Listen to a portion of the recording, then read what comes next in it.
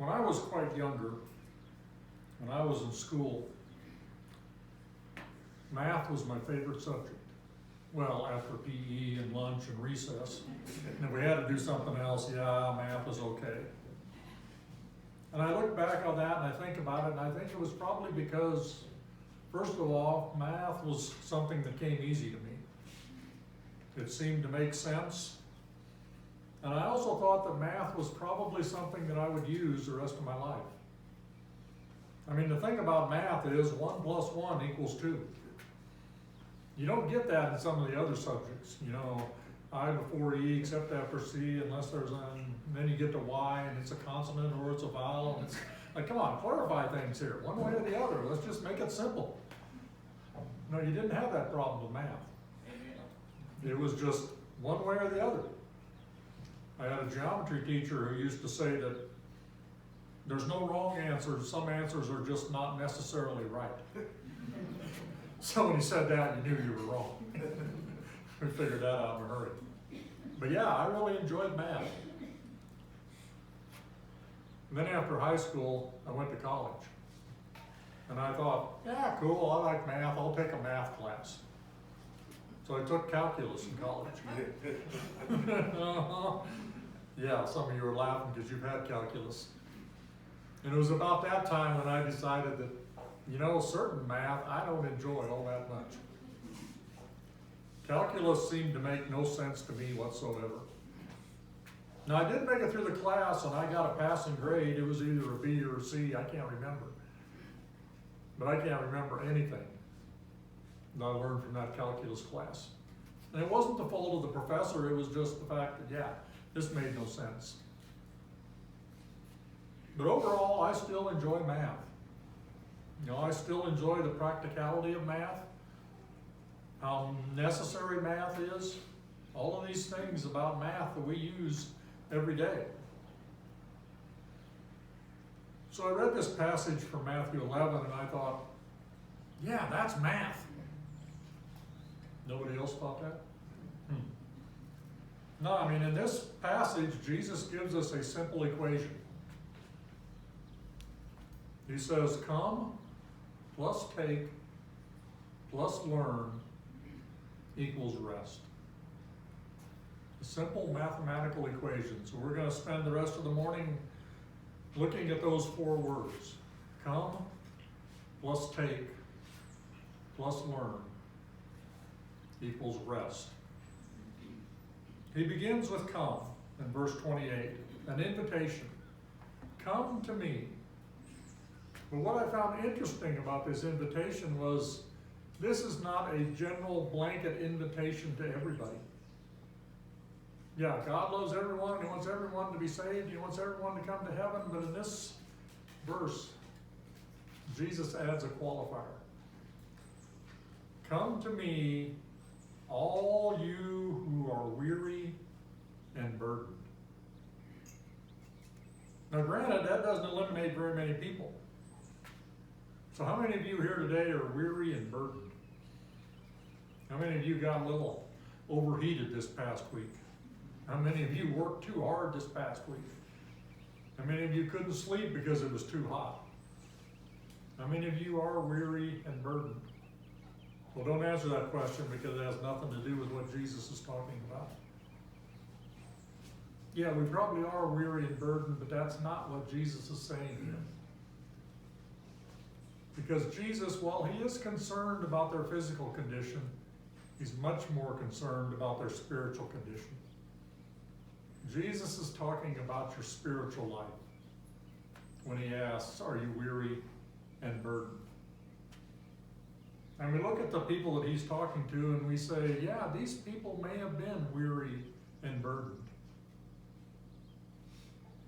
They had over 600 laws they had to follow. How many of us here today could actually list all 10 of the 10 commandments? Now, some of us might be able to do that if we thought about it long enough. But yeah, then there's another 600 of them that you got to go through. Would that make you weary and burdened? Having to follow all of those laws, having to keep track of all of those laws. Anytime you did anything, you had to think, now wait a minute, is there a law about this? Is this allowed? Can I do this? Should I not do it this way? Do I have to do it that way? That would be wearisome. That would wear a person out, trying to remember all of these laws.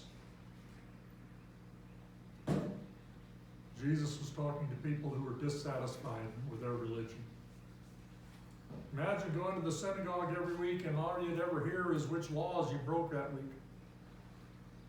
Which laws you needed to pay more attention to, or else maybe if you got something new, it was, well, we were looking at this law and we think this is what it really means. How many people left that synagogue saying, that was really a good service today? How dissatisfied were they with their religion? And the reality is when you've got all of these laws and you got all this time spending trying to keep these laws and there's such an emphasis on this law, it's only because you know people are breaking the law. People are not following the law. With this many laws, there was no way you could follow them all. And we know what happens when you break the law. Then you got this sense of guilt. These people were tired of all these laws. They were tired of hearing about all these laws, and they were burdened down with the guilt of breaking these laws. Were they weary? Were they burdened? Were they tired? Did they need rest? See, the thing about Jesus is he knew all of this. Because Jesus grew up in the same system that they did. He grew up going to the same synagogue, hearing the same rabbi talk about all these laws all the time. Jesus knew all of these laws. He had a better understanding of the laws, but he could look around him and he could see how the people were responding to all these laws. And he's saying, yeah, this isn't working for you. You're not supposed to be this worn out when you're following God. If you need some rest, come to me. Guess what? Jesus makes the same offer to us today. Are you weary? Are you burdened? Are you tired of hearing about laws all the time? Are you tired of feeling guilty because you broke some of the laws? You're burdened down with all of this stuff that you're carrying with you? Come to me. Give all of this stuff to me.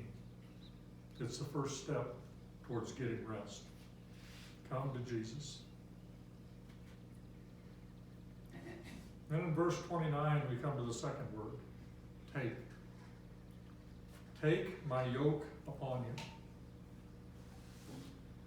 Now, if I were to ask anyone here, or everyone here, to draw a picture of a yoke, how many of you would have a cow in that picture somewhere? And you know, that's not wrong. But it's not the kind of yoke Jesus was talking about. See, for us, yeah, when we hear yoke, that's what we think of. But at that time, there was another meaning.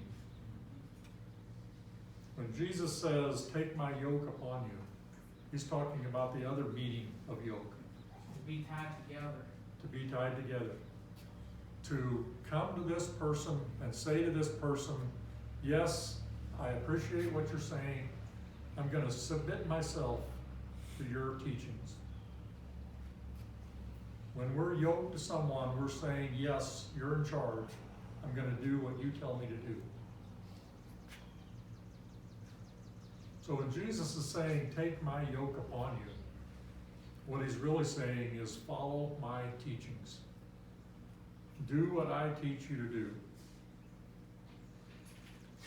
So if we're going to do that, we got to know what Jesus teaches us, right?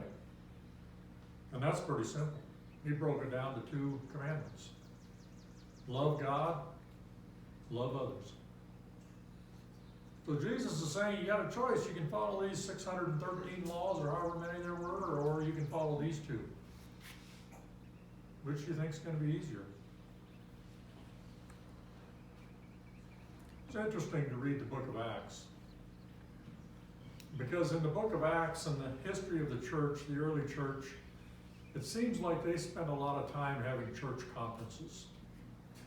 Some issue would come up and they'd need to discuss it, so they'd get all the leaders together and they'd talk about this issue. And eventually they'd come to a decision of what they thought God wanted them to do. One of these discussions is in Acts 15. At that time, the issue was circumcision. Do these Gentiles need to be circumcised? And they have this long, heated discussion about it. Then Peter gets up in Acts 15:10 and has this to say. Now then, why do you try to test God by putting on the neck of the Gentiles a yoke that neither we nor our ancestors have been able to bear? Peter's looking at it and he says, why are we making these Gentiles do something we haven't been able to do? Our ancestors couldn't do it. Nobody has ever been able to do this, and now we expect these people to do it? We grew up in this system. We grew up hearing this from day one. We grew up knowing that this is what we're supposed to do. And then you got these Gentiles who have no idea what the law is about, have no idea what all they're supposed to do. And we expect them to do it even though we couldn't do it? Peter figured it out. Peter says, I'm going to do what Jesus says. My yoke is easy. My burden is light. Yeah, we got this yoke that we've been putting on people for centuries and it's never worked. Nobody's been able to deal with it. Why don't we try something different? Something that might actually work. Something that'll probably be a little bit easier. Come to Jesus. Take his yoke upon you. And probably the best part, learn from me.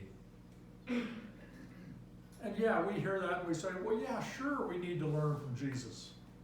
Yeah, we need to take what Jesus says and we need to apply it to our lives. And we all say that, but how often do we do that? See, here's the point. We live in a world full of unlimited knowledge. Everywhere we turn, people are telling us something.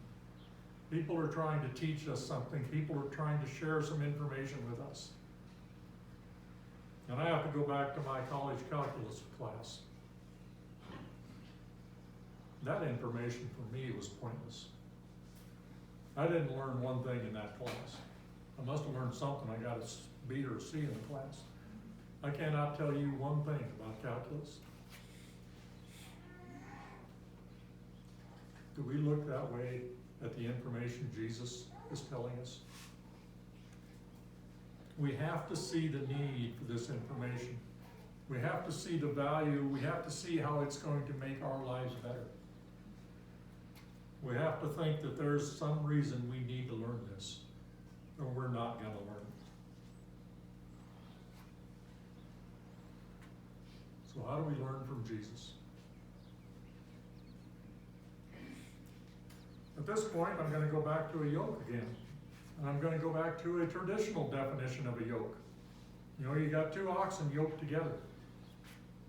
Joe Farmer wants a new pair of oxen. Does he go out to the pen and get two new oxen and put them together and say, go out and work, boys? No. He'll split up his original pair. He'll take one of the old oxen and put it with one of the new oxen. And he'll allow the old ox to teach the new ox how to work under this yoke. Because the old ox has been there. He knows what to do. He knows what's expected of him. He knows what the commands mean. He knows when he has to work harder, when he can take a break. We need to look at Jesus that way.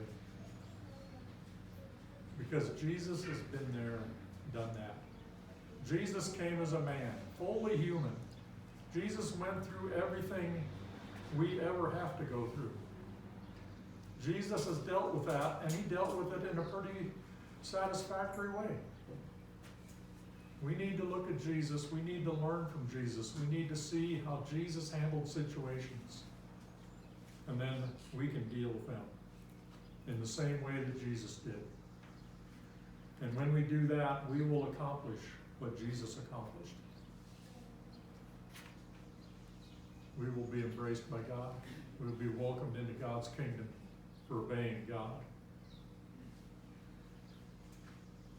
So when we do all of that, when we come to Jesus, when we take his yoke upon us, when we learn from him, then we will achieve rest.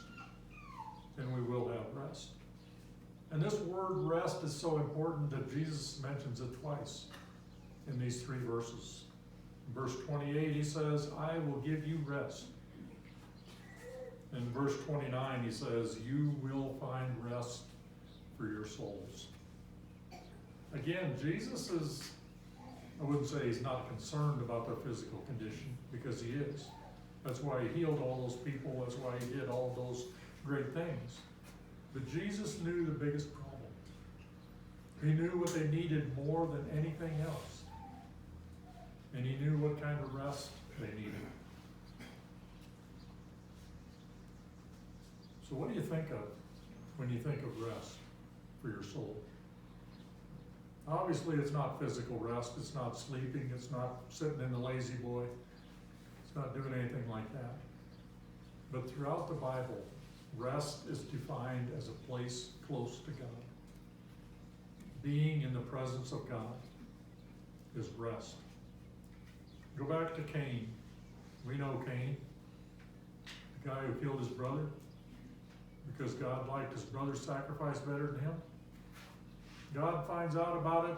God punishes Cain. Notice what Cain has to say in Genesis 4, verse 14.